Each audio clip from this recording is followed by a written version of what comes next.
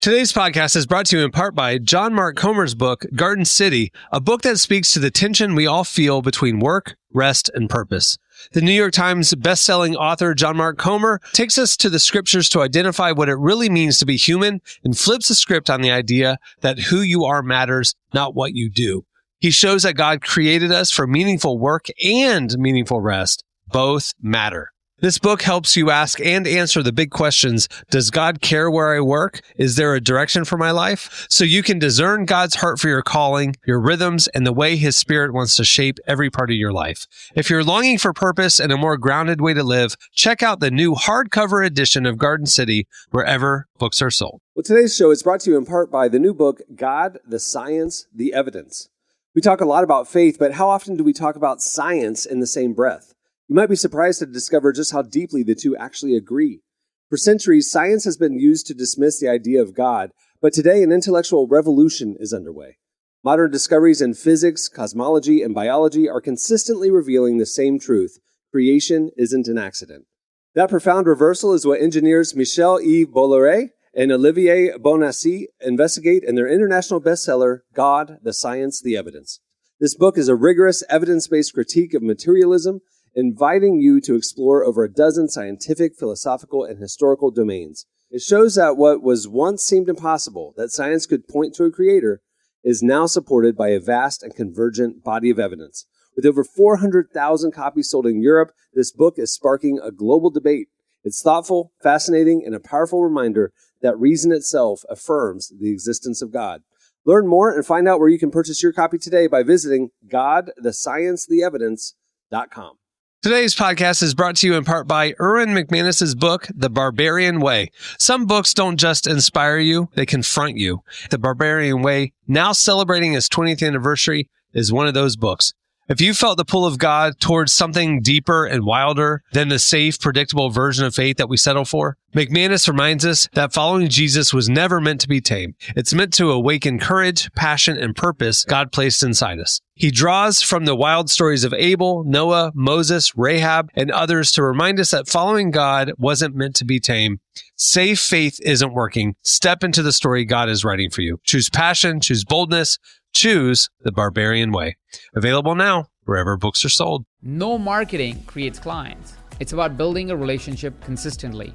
You can use social media platforms to build that relationship. You can use advertising to build that relationship. You can use many formats to build a relationship. But the key always is, are you building a relationship consistently? Because if you are, you will never run out of clients. Listen to the full episode at Master Coaching with Ajit podcast.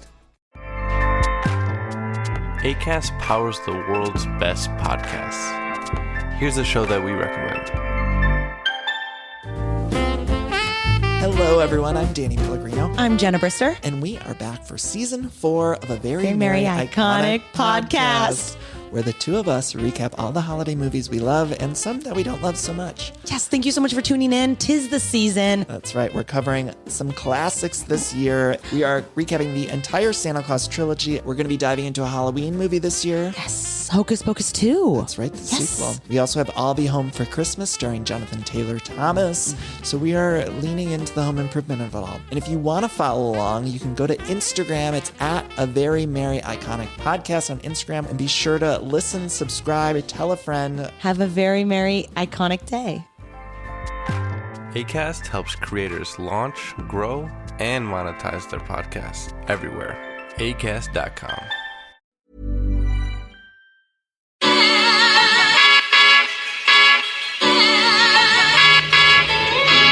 This is the Relevant Podcast.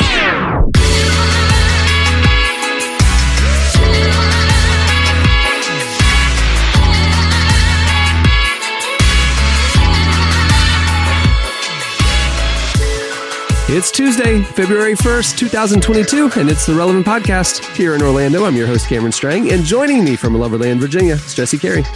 Hello, hello. From Austin, Texas, author, speaker, podcaster, Jamie Ivey. Hey, guys. And once again, sitting in for the vacationing Derek Miner is Relevant Senior Editor, Tyler Huckabee. Howdy. Howdy. Is that what you do because you're in Nashville? It's going to be my news thing. Yeah. I kind of did. Really? Yeah. Have you stopped I like doing it. your Instagram thing? I think you stopped, didn't you? I haven't really posted on Instagram since the Obama administration, probably. But you, for a good 5 years or more, every post you did on Instagram was you doing a duck face with a peace sign. Yeah. Every post. It Well, was the started early. most long con type joke that I thought it was so funny after a while. At first, it was like, it was a little lame. But after you got about 50 in, it was like, this is geniusly hilarious. It's the Family Guy thing where the longer Howdy's you your new like thing. it's funny and then it's not funny and then you just keep doing it until it gets funny again. You know, a tried and true like millennial humor bit, but then I just kept doing it. And I really thought at some point it would go crazy. This is going to be how I cash in. This is going to be my end. At some point I'd turn it into an NFT, sell it off, make a nice little nest egg for myself, and get out of Dodge. And back in 2013, you were thinking one day you're going to turn this into an NFT, huh? I don't think I had the language for it, but something along those lines. It would have been something like that. And if it hasn't happened yet, sooner or later, talking to Derek Miner, he knows a lot about this stuff, and he's like, if it hasn't happened yet, it's not going to happen for it. So now I don't really go on. Instagram isn't really my. We've all got our things, and Instagram isn't really my thing anymore. Yeah. Tyler, I will say this: I follow the NFT marketplace pretty closely. Yeah, I know this and, about you. I would give you a conservative valuation of that NFT at about $650,000. I think you'd easily pull that in the open marketplace. It's not overinflated quite yet, so I would go ahead and post it. I mean, it seems like the value is there to me. All right. Well, we have a great show in store for you today. Coming up later, author, speaker, coach Jess Connolly joins us.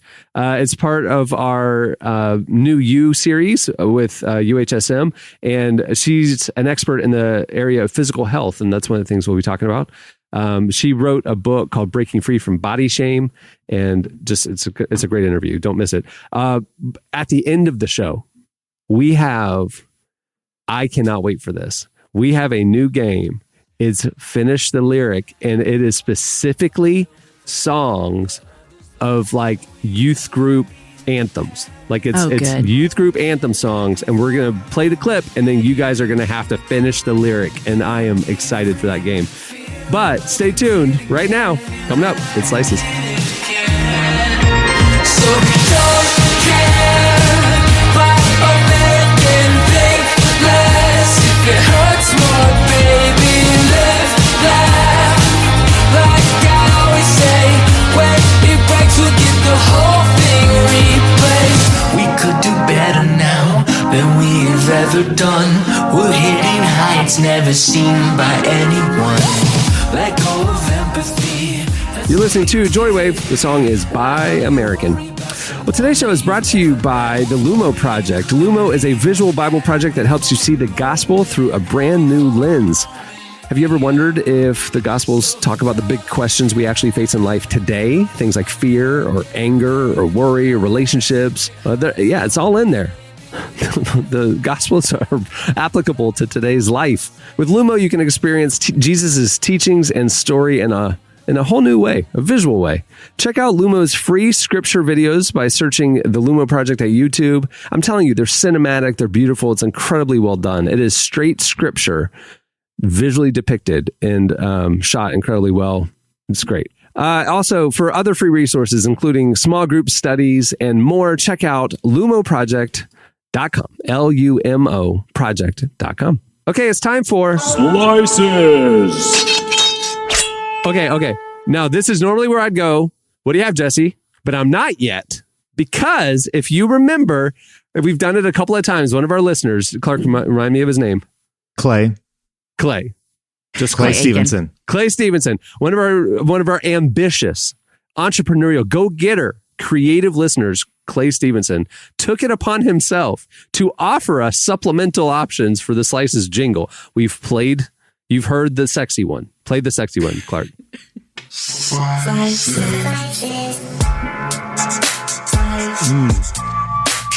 Hey, girl. It's time for Slices. You're going to chop it up. These are after-hour slices. Yeah, this Slices After Dark. All right, so he said that in. That one's maybe a little too salacious to be the prime time. Replace the main jingle. All right, so Clay, undeterred, I love his determination. Undeterred has sent us like 5 more options. Wow. So Clark, I asked him to tee these up. Clark, take us through what Clay Stevenson has sent us for potential new Slices jingles.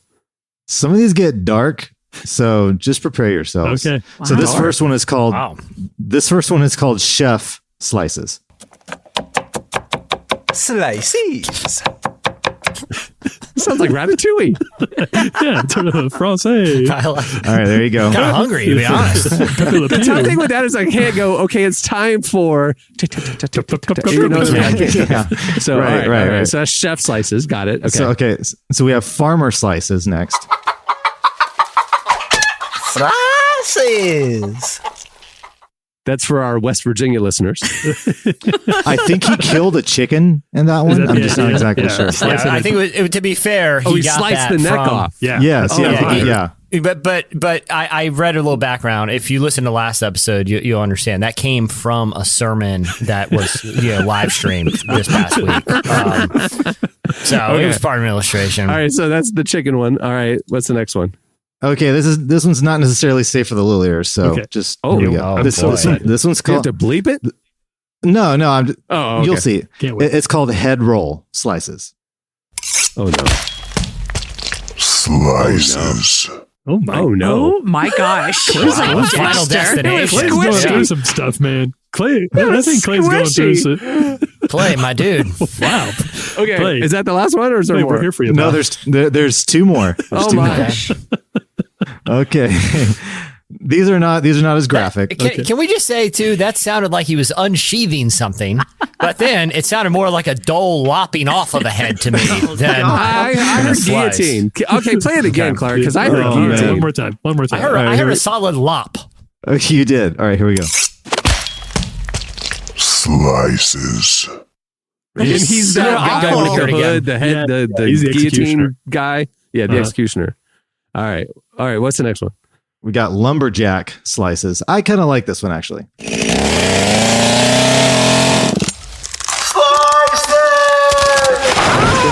Oh, I like that one. Falling, That's funny. Yeah, that's a good one. Okay, that's pretty funny. It's a little palate cleanser from the horror show that he just. All right, what's the last one? All right, and here we go. Ninja slices. Slices. I like ninja. It's kind of an elegant ninja. A gentleman. Right. It's a gentleman's ninja. Yeah. That concludes our slices segment. Good job, Clay. All right. I like it's Clay. ambitious. All right. Gonna have nightmares, but you started off by making me hungry, and soon I was nauseous and quite disturbed. But the squishiness of the it was very it was. I don't unpack All right. anymore. What do you have, Jesse? All right. Well, as you guys know, we are the Beijing Olympics are upon us, and it has brought up a lot of I think very needed conversations about the world's relationship with the Chinese government, which in addition to the pretty widespread human rights violations, they're also known for just a heavy-handed censorship and really dictating what the Chinese people are allowed to read and think and consume. And a recent example of just how far-reaching this censorship has gone in China has recently been making the rounds on the internet after a viewer of a Chinese streaming service decided to fire up the 1999 David Fincher film, which is based on a novel, Fight Club. Now that movie had previously, back in the day, it's played at a couple festivals in China, but this is now the first time the Chinese people can legally watch the movie on a legal streaming site. In China. So someone watched the movie and noticed that the runtime was a little shorter than the American version. That looks like something got cut out of this film. Sure. About 12 minutes were missing. And so they watched the movie. That's a whole fight. That's a whole club meeting. Yeah, exactly. and notice a couple things. But for those of you who haven't seen it, and I don't know what to tell you, I'm going to spoil it here, but the movie is almost 25 years old at this point. Yeah. But it's revealed that the two characters played by Edward Norton and Brad Pitt are actually the same person, and one is sort of the ego trying to convince the other to take some sort of action in society to stop overconsumption and this culture of conformity. And he hatches this, kind of anarchist terrorist plot to, at night, he is going to blow up several skyscrapers that house banks with the idea that if he can cause a big financial collapse, that everyone's consumer debt will be wiped away and we can start from scratch with a new culture free from consumption. And so that's the end of the movie. At the end of the movie, as that Pixies song, Where's My Mind, plays, a very iconic scene, one of the most iconic scenes in, I would say the last couple of decades. We see the skyscrapers falling in the distance as this kind of new world emerges free from consumerism. They're holding hands, like watching it happen, right? Like it's yeah. It's the climax of the film and encapsulates the entire message of the film and obviously the film is not literal. It is a satire at its core. But also there's a lot of metaphorical elements. I don't need to explain a Fight Club to everyone, but so anyway, this person is. You might to Jamie. I'm sure she hasn't I've seen it, guys. Okay. What? Right. We've all seen Fight Club. You haven't seen Die Hard, but you saw. I do not Edward understand Norton's your one of my movies. I like him. We've all seen Fight Club. Yeah, Edward Norton's great. And he's particularly good in Fight Club. Okay. But either way, so as the movie is preparing for the scene, it cuts short. And a title card with text comes on the screen. And here's what it says. We don't see the buildings explode. Instead, a title card comes up and says, through the clue provided by Tyler, Tyler Durant is the name of the character. Through the clue provided by Tyler, the police rapidly figured out the whole plan and arrested all criminals, successfully preventing the bomb from exploding. After that trial, Tyler was sent to a lunatic asylum, receiving psychological treatment. He was discharged from the hospital in 2012. So they rewrote. Not only did they rewrite the end of the movie. They rewrote like an hour of plot into like 2 sentences. Like, Tyler Durden. The real Fight Club was the friends we made along the way. And it's like through the clue provided by Tyler, the police rapidly figured out the whole plan and arrested all criminals and successfully planning the bomb. Well, can we at least shoot that? Like, can we at least see that ending? Because now it's like, what was the point of watching this whole thing if you're just gonna? Now, this is a kind of a funny example, but it also goes to show just like. The degree of thought policing that is happening, to a major portion of the world's population, who live in, a huge, millions and millions of people who are subjected to this sort of censorship. Like I said, this example is kind of funny, but it also shows how preposterous their approach to this censorship is. And look, I mean, this the same heavy-handed and arbitrary enforcement that is, that the Chinese Christian church is suffering through right now, where, something is either legal or a blind eye is turned to, a sermon or something for a while, then all of a sudden there's a crackdown that seems arbitrary and a lot of times completely ridiculous. Like sometimes they're bulldozing, full on mega churches for just any given reason. And it's kind of, even the reasoning is like in this example is really lazy. It's like, who cares? We're just going to write a different thing and not really explain why we did this or why you can't see or allow you to think about a provocative movie. It really is kind of, I think for people, and just another example of why we should be so concerned about some of the human rights injustices that are happening right under the world's noses as athletes from around the world go to Beijing. Do you remember in 2000, there was this company, I just looked it up. It's called Clean Flicks, and they would take movies and they would sell the movie, but they would go in and edit out or mute anything that they felt was inappropriate for like kids or whatever. So obviously sex scenes, but then they would mute language and stuff, that completely changing the movie. Yeah. And then they would sell it. I don't know. Like, who thought that of course they got sued within 2 years. It was all shut down. But I mean, like, who thought that they could possibly get away with that, But anyway, that's what I thought of when you were talking about what China's doing. Is like they're just editing out the stuff they don't like. It's one thing if you would take like a movie like, Jurassic Park, where maybe there's some like slightly scary scenes and some language and maybe you'd want to, that makes it, sure, you make that one safe for the little eyes to watch. But they would also do it to like Eyes Wide Shut to like movies that why would you want your kid to what like what is the clean version of this going to do for the young minds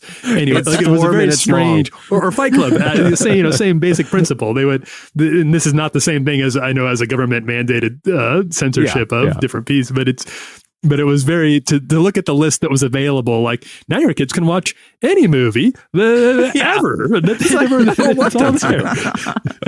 Yeah, it was a very odd, like how they thought they'd ever get away with it. The other thing too is there's some person they limped along till 2013. They were doing it online after the lawsuit. They stopped like shipping DVDs and stuff and VHS, and they just went online. And then they finally got pulled. I feel like you could buy something to attach to your TV that it would like if a curse word came on or something, it would like dang it, and I don't know. Yeah. I also like that there's somebody's job in the Chinese government. They're like, hey, listen, we're going to, on the new government streaming service, we're going to release David Fincher's Fight Club. We need you to write an ending to the film.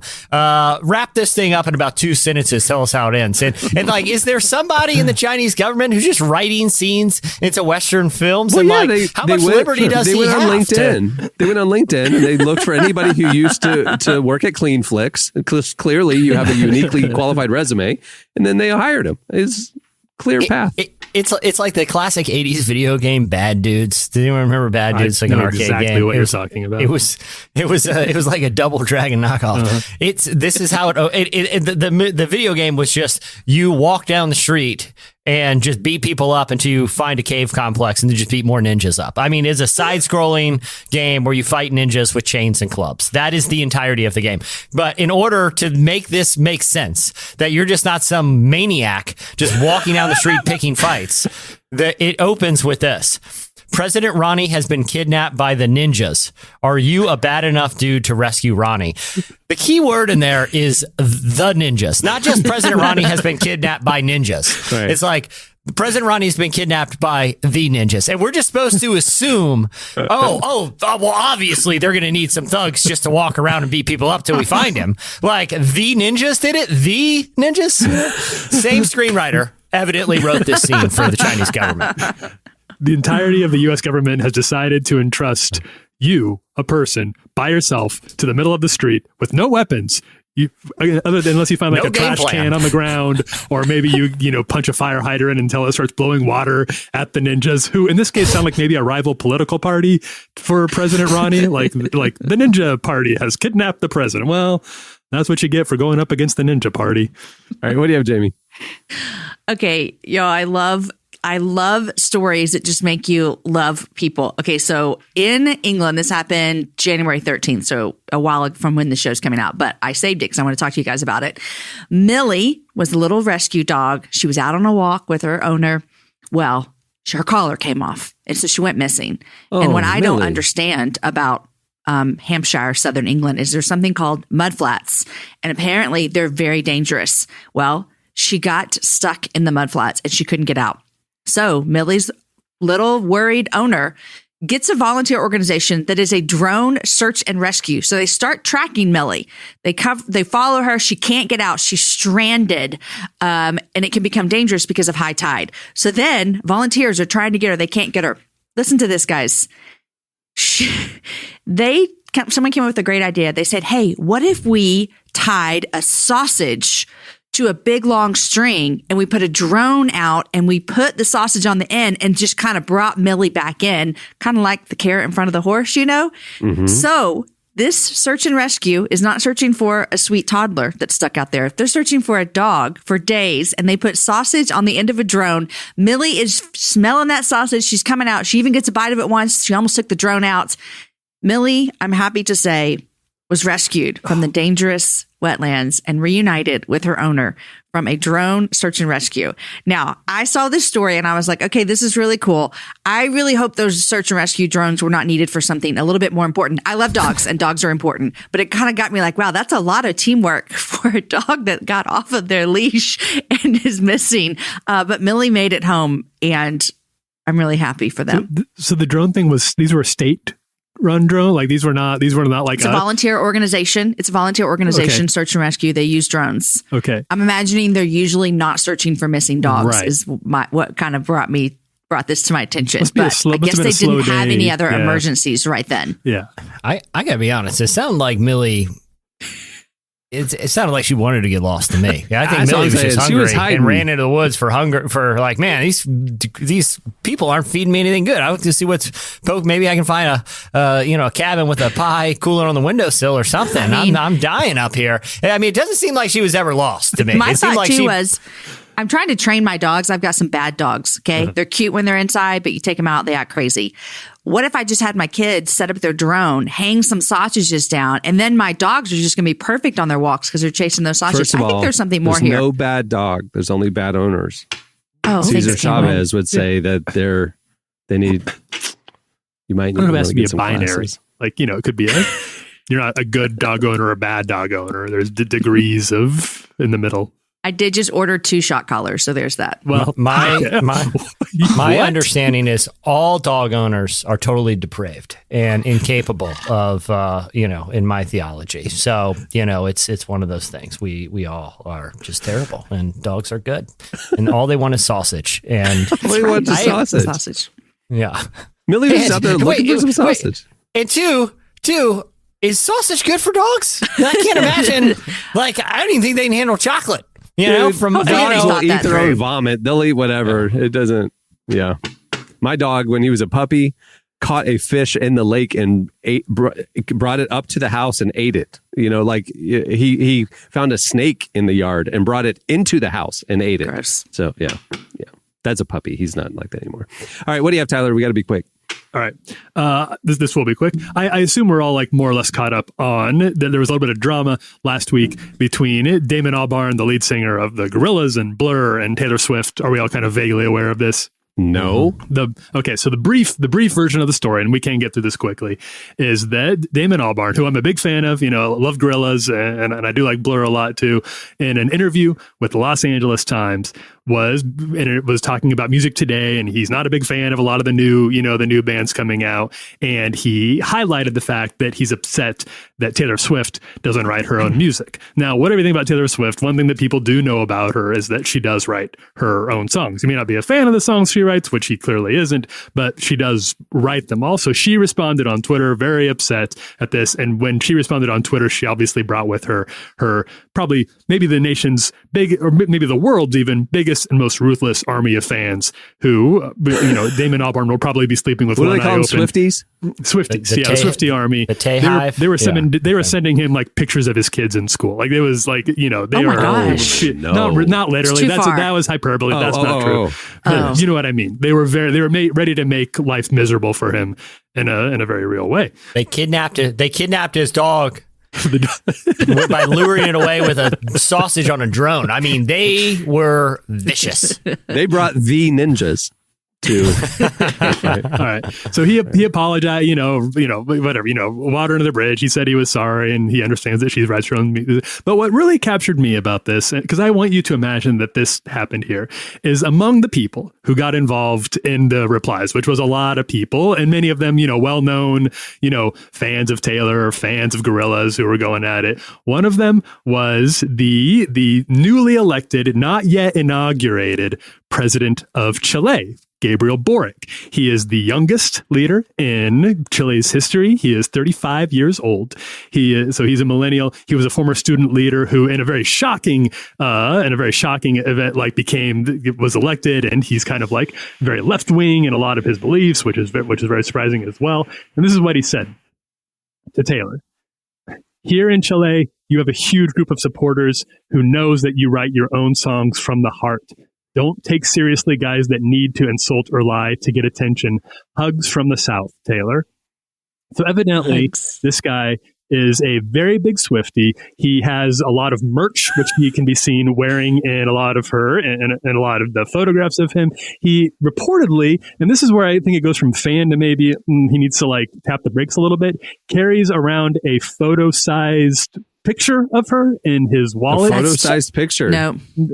A picture of Taylor Swift, and this is where wallet size photo. Wallet size politician who was involving themselves in pop music. What if Joe Biden has been totally silent on this, to my knowledge. Yeah, I don't believe he has weighed in here. I don't know that he knows who Taylor Swift is. I don't think you said anything about her. So I'm wondering if you can imagine, or would you care if your, not even president, let's just say local representative, was involving themselves in these sorts of little social media dust? I think Obama would have. I think he would have jumped in. Yeah, I think he would have. You know, he was cool. I mean, there was a long time where former President Trump was heavily invested in the dating life of Kristen Stewart and Rob Pattinson. If for people who don't remember, he really was. He would give his unsolicited thoughts on their romantic life in the Twilight films for a good 4-year stretch before his political campaigns kicked off. So it's not you know, we're actually ahead. If anything, we've already elected that guy. That's funny. All right, well, that'll do it for Slices. That was fun. Stay tuned. Up next, Jess Connolly joins us. And don't forget, after that, it's the Finish This Lyric Youth Group song game. And I'm sorry that I don't need you.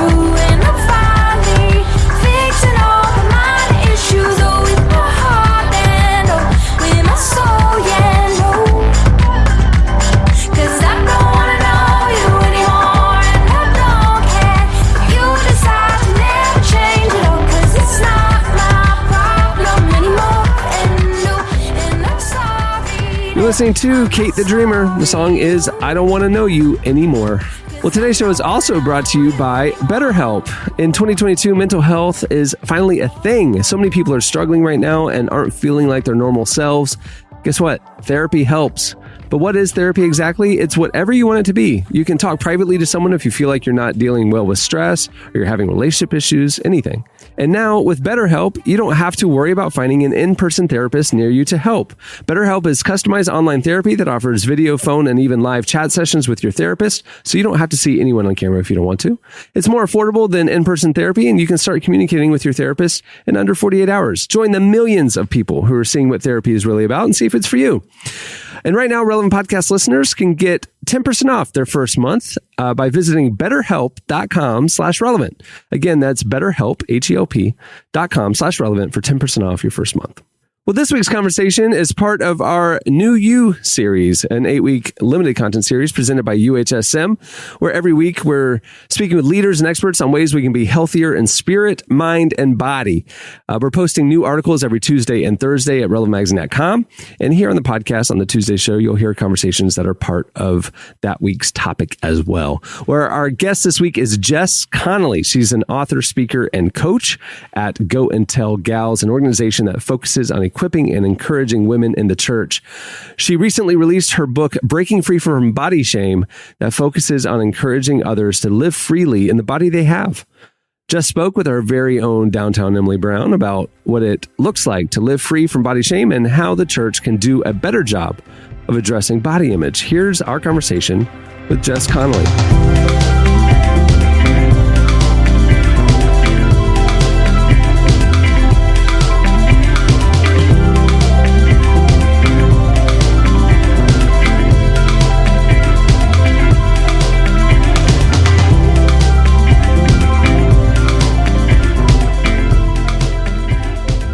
You know, I feel like a lot of us, pretty much anyone that's grown up, they've felt at some point some insecurity about their body.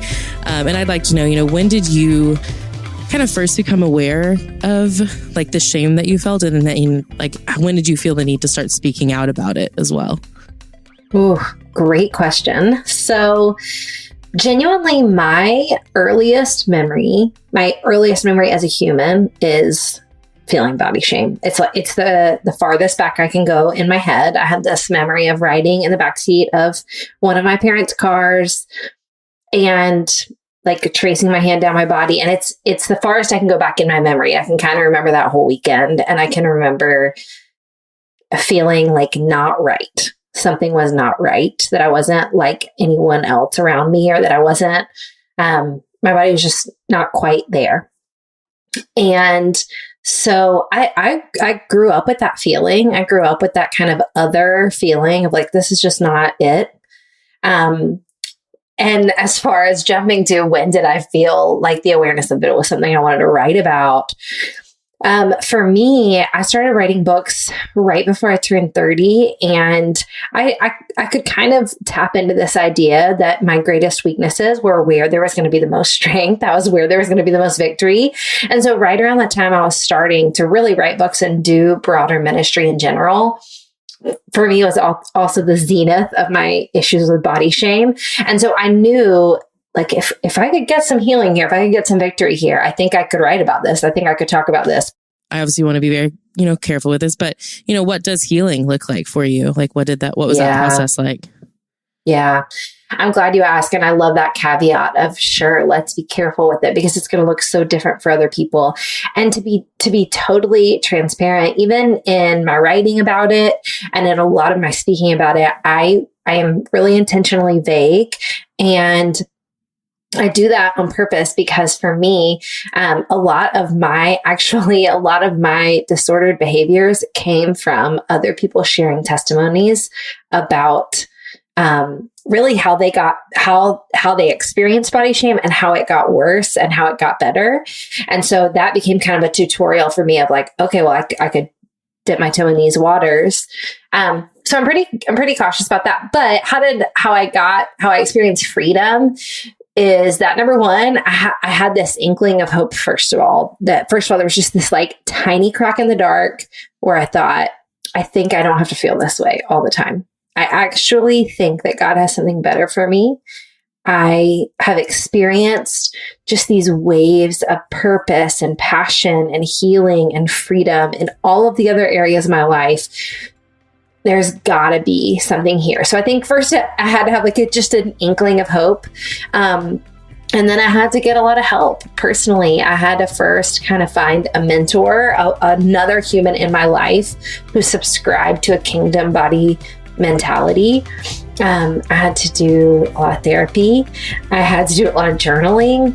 And I really needed just outside help to kind of come alongside and say, hey, here's a path of freedom. This is what this could look like for you.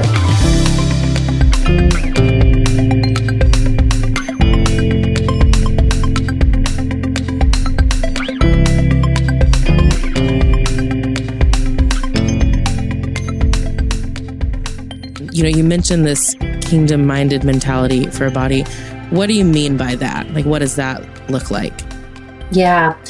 Well, I'll say this. The first thing I tell people about a kingdom body mindset is that the most important part is in the first word, is that I subscribe to a kingdom body mindset, which means first and foremost that I believe I have a king. And that changes how I view my body. In particular, my king, Jesus, is a part of the triune Godhead that made my body and made it good. And that he's not disappointed or dismayed or frustrated or surprised at the state of my body. And even more so, he made me intentionally. He made me different intentionally. He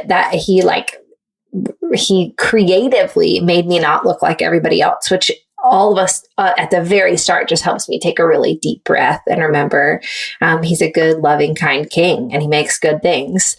But more than that, I also believe that what's unique about my king is that he has compassion over what's broken. And so while I live under the effects of the fallen world, that's not his best life now for me. That's not the best case scenario for me. And he has compassion for that. So where my body actually experiences weakness and sickness and illness, he's not like, get it together, figure it out. Why'd you mess this thing up?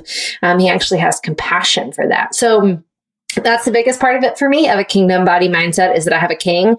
But also to me, what a kingdom body mindset means is that my body isn't just about what's happening here on earth.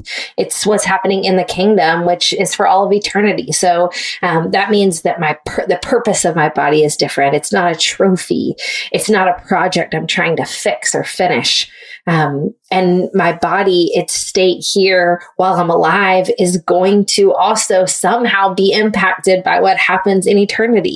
And so all of those things just kind of fit into this picture for me that brings a lot of freedom and a lot of hope, even while I experience weakness and brokenness in my body. when we talk about breaking free from body shame, I feel like that is a really great idea, but sometimes people don't quite know what that looks like or know what that feels like. So, either from you personally or just from people how have you seen people walk in more freedom once they've broken free from that body shame? I love that question. And I love how you ask it. Like, we don't know what it looks like or what it feels like. So, interestingly, obviously, I wrote Breaking Free from Body Shame, and it's filled with a path to get there. But I will say, since watching it come out and watching more women walk through it, I have kind of observed what I think it ends up looking like.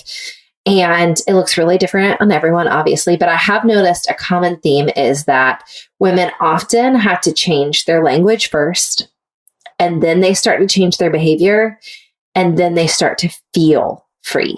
So I would say if it is like day 0 and you are like, I actually want to break free, I do not feel free, all of my language feels like shaming, even if it's just the language in my head, I would say literally just listen to what you hear, your mouth saying, to what you hear your voice saying, and even like it's so powerful, even to just capture our thoughts as we're looking in the mirror or getting ready or driving, getting dressed.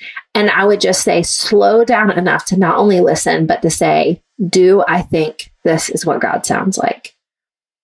Do I think this is how God would talk to me about my body? And I think, to be fully honest, I think a lot of us, that voice of shame, we're like, yeah, that is what I think he sounds like. That's what my mom sounded like, or that's what my pastor sounded like, or that's what my aunt sounds like. And so I think then we have to like shake our heads again and say like, okay, the good, kind, loving King of the universe, is this how he wants me to speak about my body? Is this how he would talk about my body? And I feel like truly that very first step is jarring, can be really jarring for us, but it kind of leads down this rabbit hole of like, all right, if this isn't what he sounds like, what does he sound like? What would he say about me? What would he speak over me? Why did he make my body? Why did he call it good? What does he think about it now? And so much more than I want someone to believe what I have to say about their bodies, I want someone to believe what God has to say about their bodies. And I am so happy to report that it's going to be good news. It's going to feel great to hear.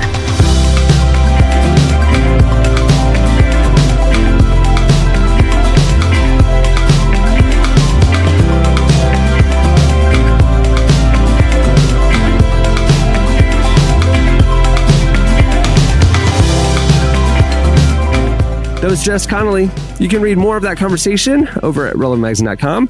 It's part of the New You series. It's right there under the Life section. Just click Life and you'll see New You, and there it is. And while you're there, check out all the other stuff we've been doing.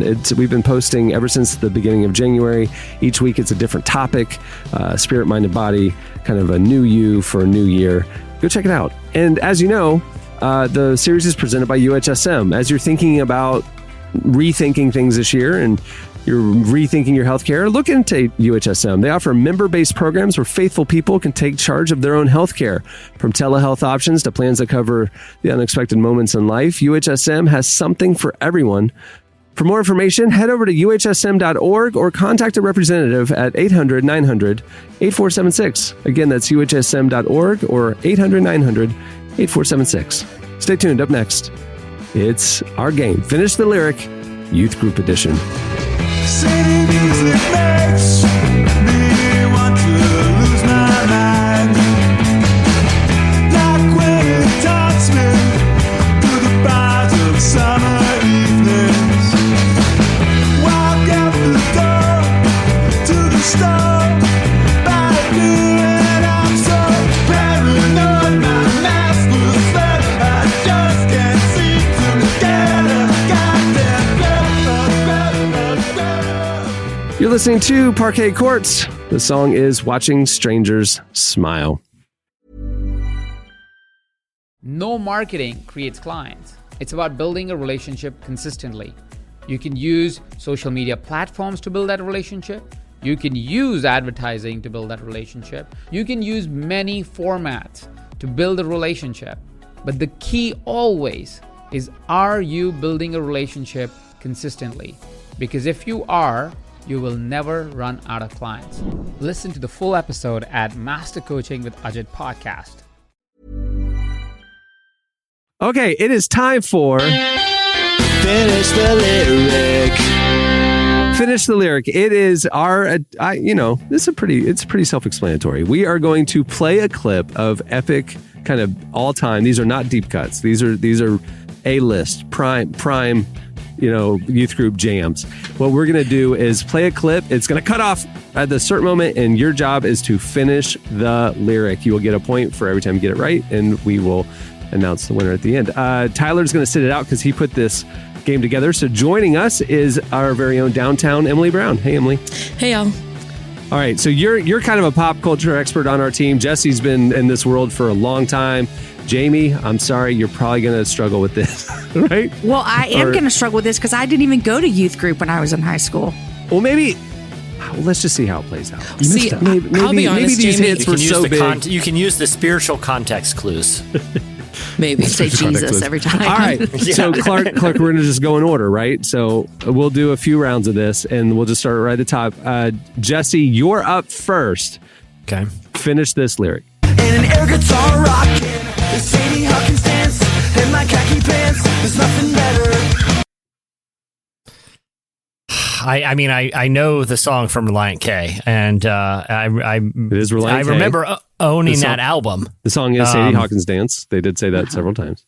I'm going to say, because I really don't remember, but I will say this. I was a big fan of pop punk, and I knew that at the end of a line, you could just throw in something random and nobody would care. So I think he said, nothing better. How about the weather? Clark, how we doing? That sounds like something they could have written.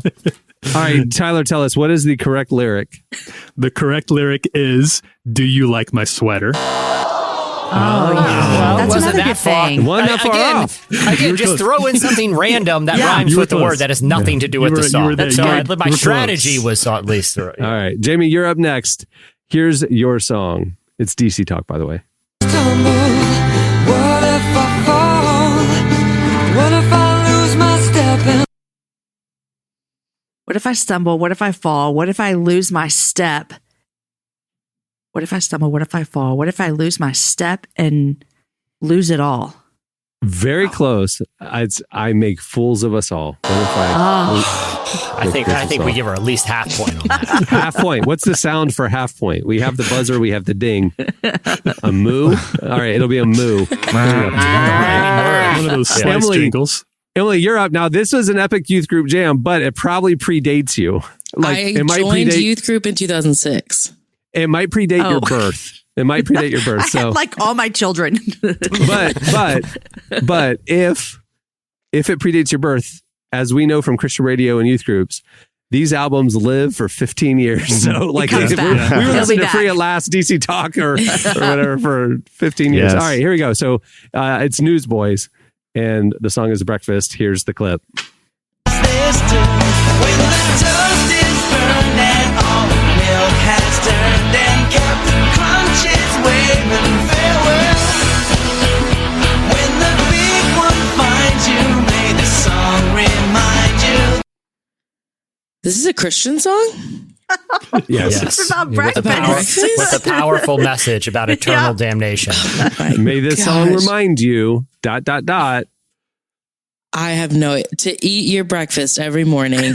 I don't know. No, the line is, the song remind you, they don't serve breakfast in hell. So the whole song That's is about not really cereal. the line. Are you the serious? song is all about cereal and breakfast, how wonderful breakfast is. And just be warned, kids, they don't serve breakfast in hell. So don't. Now, oh my gosh! I want to point to one thing about this song. Makes a lot of assumptions about the listeners. One, it's like, well, we're going to evangelize them somehow, but let's just assume they definitely believe in hell. We don't need to make a case for that. Right? They probably assume you're going to burn forever. What's there. the and it's meal awful. plan in hell? Yeah, but wait do they hear they're not serving breakfast anymore? Intermittent fasting is forced on you. Right. In your eternal damnation. Save me. What must I do? All right, here we go. Jesse, you're up. It is Switchfoot. The song is Dare You to Move. Here's the clip. Finish this lyric. I dare you to move. I dare you to move. I dare you to lift just about the floor. I dare you to move. I dare you to move like Like today never happened. Like today never happened. Like today never happened before. I'll give it to you. You forgot before. Good job. But this is great. Good job. It's like the 20th anniversary. I saw this on Instagram. I think it was Complex or somebody posted on Instagram this week of A Walk to Remember, where that song became like, I think Switchfoot. I don't know if they'd be the Switchfoot that they became without that. Their music being introduced to a lot of people in that movie. So I know they went from like fledgling little indie Christian band to like big time band because of that one movie. Mandy Moore rom-com. Yeah. All right, Jamie, you're up. Oh. Can you give me a Stephen Curtis Chapman song? Can we go down to one of the bottom three, please? Can you put that lyric? Are you trying to help me out or hurt me? We're going to do third from the last. Okay, here we go, Jamie. I'm going to give you a fighting chance with this one. Okay, here we go. It's Jars of Clay, and the song is Crazy Times. Finish this lyric. It seems it's always the crazy times you find. You wake up and realize it takes more than your saving eyes. I've never heard this song in my entire life. You haven't been to the grocery store in the last 20 years? They play this. Unless they play it in Hobby Lobby with no lyrics, I might have heard it then. I know. I have no idea. The lyric is to make things right. To make things right. Jars of Clay, Crazy Times. I saved you from getting a 5-Iron Frenzy song. So I don't even know who that is. I know. I saved you from Super Chick. I saved you from MXPX. I don't know any of this. All right, Emily, you're up. Bring it. Here we go. Emily, you're up. Can I take Super Chick? Super Chick. This is the song Barlow Girl. Finish this lyric. All the boys in the band want a Valentine from a Barlow girl.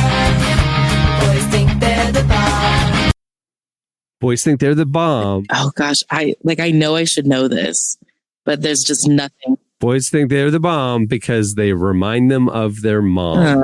Oh my gosh. It's aged even worse than I assumed it did. That even mean? Let's quickly do one more round. Here we go. Jesse, you're up. It's going to be MXPX. I'll give you that one. The song is Chick Magnet, which is in the bag. Which is the taco that my son always orders from this certain restaurant on the corner. It's called the Chick Magnet because it's chicken. And then every time I tell him, buddy, you are what you eat. And he always groans, and I feel like a father. So anyway, here we go. MXPX, the song is Chick Magnet. Finish this lyric.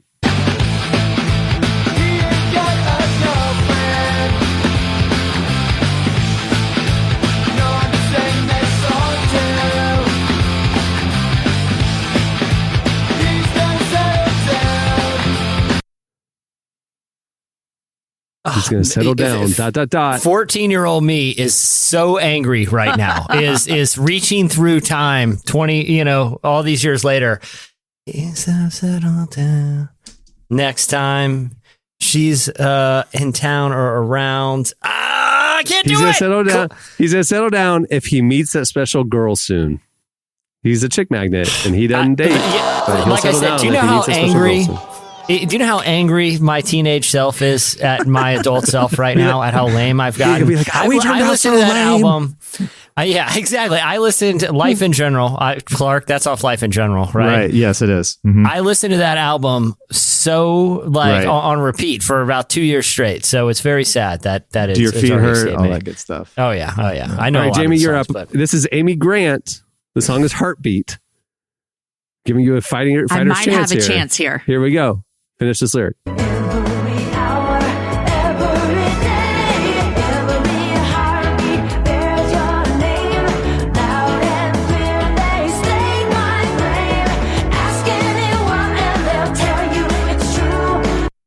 Every heart belongs to you. Belongs to you. That's right. Yeah. You got it. Ding, ding, ding, ding, ding.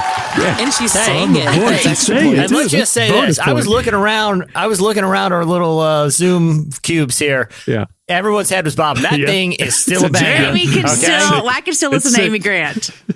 All right. Last one. Still slaps all these years later. All right. You know what, Emily? I will let you call it. Do you want 5-Iron Frenzy or Lauren Daigle? Lauren Daigle. Here we go. It's You Say. Finish this lyric.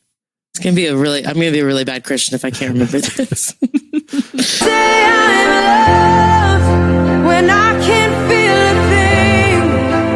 You say I'm strong when I think I'm weak.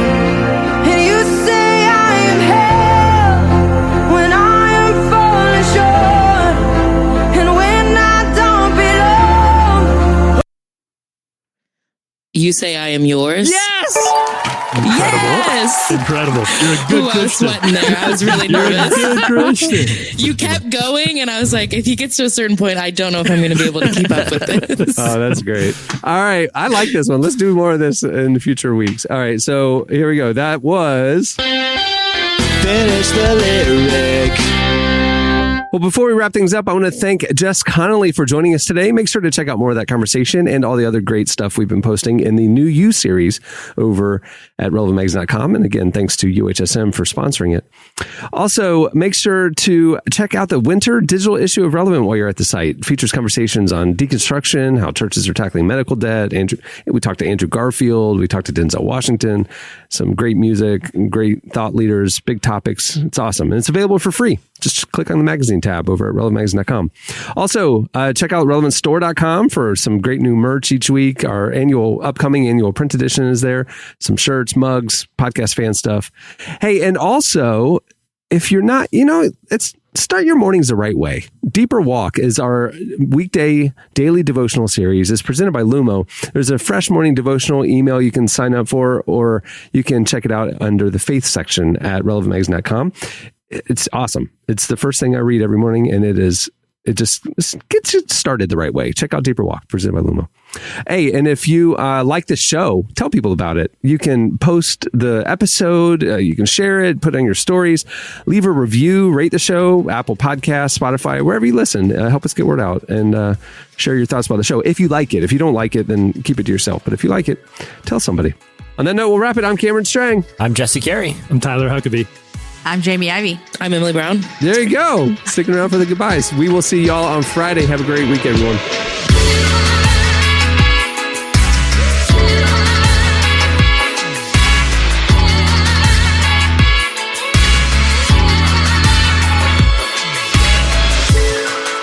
Thanks for listening to the Relevant Podcast. Check out our features, interviews, and news updates every day at relevantmagazine.com. And make sure to follow Relevant on Facebook, Twitter, and Instagram for the latest. For more great podcasts, browse the shows on the Relevant Podcast Network, which you can find at our site. And while you're there, don't miss the all-new era of Relevant Magazine. A new issue releases every other month at relevantmagazine.com.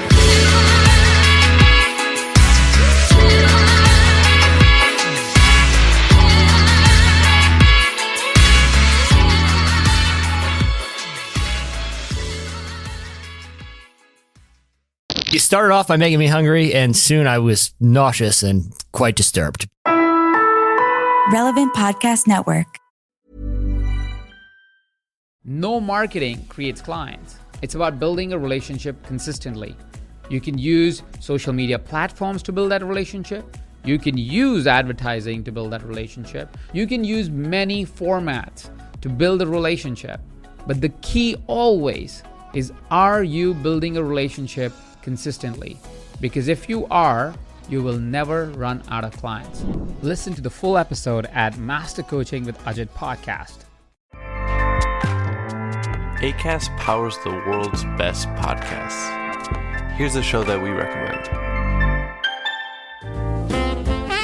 Hello, everyone. I'm Danny Pellegrino. I'm Jenna Brister. And we are back for season 4 of a very Merry Iconic podcast, where the two of us recap all the holiday movies we love and some that we don't love so much. Yes, thank you so much for tuning in. 'Tis the season. That's right. We're covering some classics this year. We are recapping the entire Santa Claus trilogy. We're going to be diving into a Halloween movie this year. Yes, Hocus Pocus 2. That's right, the sequel. We also have I'll Be Home for Christmas starring Jonathan Taylor Thomas. So we are leaning into the home improvement of it all. And if you want to follow along, you can go to Instagram. It's at A Very Merry Iconic Podcast on Instagram. And be sure to listen, subscribe, tell a friend. Have a very merry, iconic day. Acast helps creators launch, grow, and monetize their podcasts everywhere. Acast.com. Time is precious, and so are our pets. So time with our pets is extra precious. That's why we started Dutch. Dutch provides 24/7 access to licensed vets with unlimited virtual visits and follow-ups for up to 5 pets. You can message a vet at any time and schedule a video visit the same day. Our vets can even prescribe medication for many ailments, and shipping is always free. With Dutch, you'll get more time with your pets and year-round peace of mind when it comes to their vet care. Go to Dutch.com to get vet care that is always there for just $92 a year.